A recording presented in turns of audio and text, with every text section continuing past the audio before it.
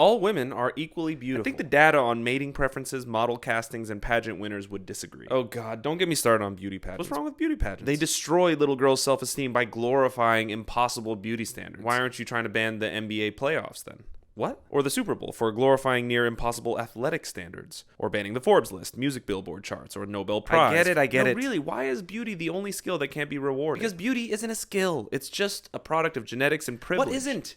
You think genetics doesn't have anything to do with how high you can jump or your IQ? Okay, but beauty is subjective. Ugly to one person is beautiful to another. Beauty is in the eye of the beholder. The beholder, yes. But that's no different from movies, music, or books. Competitions can't place everyone's favorite first, but they still acknowledge effort and skill. Tell me, what skill are Instagram models and OnlyFans models showcasing? Beauty takes work. Come on. It's a serious craft. One of the oldest, by the way. Technically, the oldest profession is prostitution, which is obviously related. Just because it's old doesn't mean we should allow it to continue. Look, we all want to be beautiful because beauty is seductive, and seduction is what forms the intricate social networks we rely on to survive. It's true, we're hardwired to look for signs of physical and psychological health through the appearance of hair, skin, body shape, or mannerisms, voice tone, and word choice. Mastery of these expressions of beauty provides women with immense seductive power over men and women. But the criteria of beauty looks different in different eras. And that's why we rank and reward beauty each year, to come to some consensus on the popular seduction method of the time. Why can't everyone just look a little deeper than skin deep and see us for the complex beings we are? Because we're infinitely complex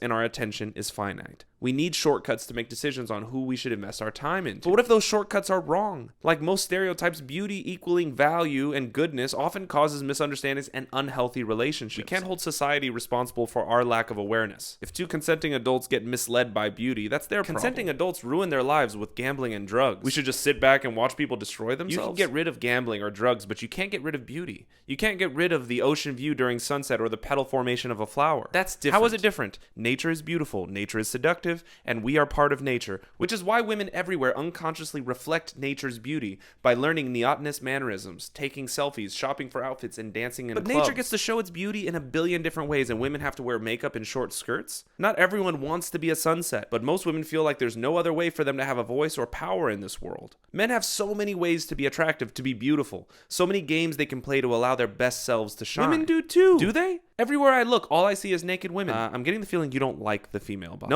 No, I love the female body. We all do.